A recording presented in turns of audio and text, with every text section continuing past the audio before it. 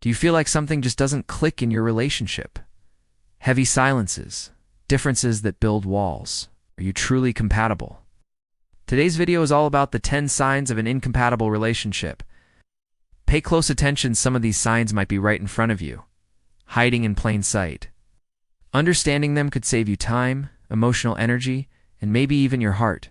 Ready to take a hard look at your relationship? Then let's dive in. When that's missing, small issues grow into major rifts. Do they get me?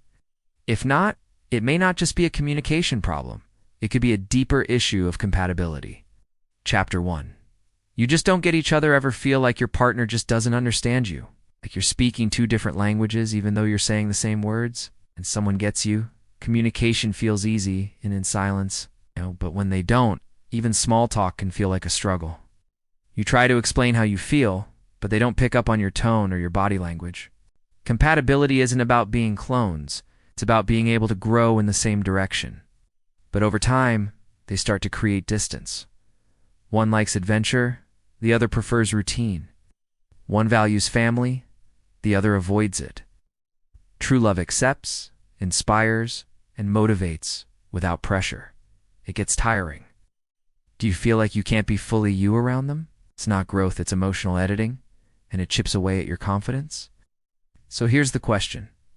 Are you growing together, or just trying to mold each other into something else? If you're only changing to please someone else, it won't stick. Worse, it'll breed resentment.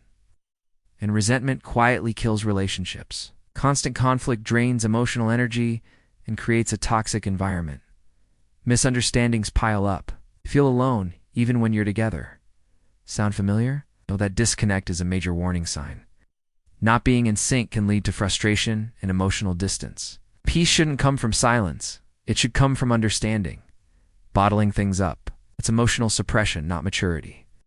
And eventually, that pressure cooker will explode, usually in a way that hurts both of you. If you're always avoiding conflict to keep the peace, that's not harmony, it's fear. Real intimacy requires honesty, even when it's uncomfortable. Are your needs going unheard? That silence may feel peaceful now, but it could be covering up a deep incompatibility. This doesn't mean you need to be mind readers, but having emotional attunement, being able to feel what the other person is feeling, goes a long way. That kind of isolation is a subtle but serious red flag. But over time, it can turn into loneliness or even control. A loving partner invites you in, not keeps you apart. But if your relationship exists in a bubble, it can become codependent and unbalanced. Ask yourself, do I feel emotionally seen by my partner? A comforting word or simply being there makes a huge difference. But when you feel alone during those storms, it hurts more than the problem itself. It adds up. And if those arguments turn nasty, yelling, name-calling, or emotional blackmail, it becomes more than just a disagreement. It becomes emotional damage. It's not about fixing everything. It's about saying, I've got you. It stands by you when the world feels like it's falling apart. Maybe you want kids, and they don't. Maybe you dream of moving abroad, and they want to stay put forever. Been there? But the deeper you go, the more those differences start to weigh. Otherwise, you're rowing in different directions and wondering why you're stuck. Have you talked about where you're going together? Someone ends up compromising their dreams, and that builds regret. Over time, regret turns into resentment. That's more than just a disagreement. It's a fork in the road. Chapter 2. You're too different from each other. But what happens when that pride turns into criticism, sarcasm, or silence? Ask yourself, do our dreams complement each other or cancel each other out? Just basic appreciation, cheering for each other's wins, recognizing strengths, offering kindness. Without that, love starts to feel like a one-sided effort. If the hugs feel forced, the kisses are rare, and the emotional closeness is gone, something's missing. You still feel emotionally connected when you're together? They say opposites attract, but they rarely stay together. Little contrast keeps things interesting, sure. Unspoken resentments, constant arguments, or even boredom can slowly pull you apart. What starts as emotional distance soon becomes physical coldness. That's fading. The relationship starts to feel more like a transaction than a connection. Drop a comment below what sign stood out the most to you. We'd love to hear your story. The people your partner chooses to share with you say a lot about how serious and open they are. But when you have no shared interests, values, or lifestyle choices. It can feel like you're living in two different worlds. Facing the truth about compatibility isn't easy, but it's one of the most important steps you can take to protect your peace and emotional health.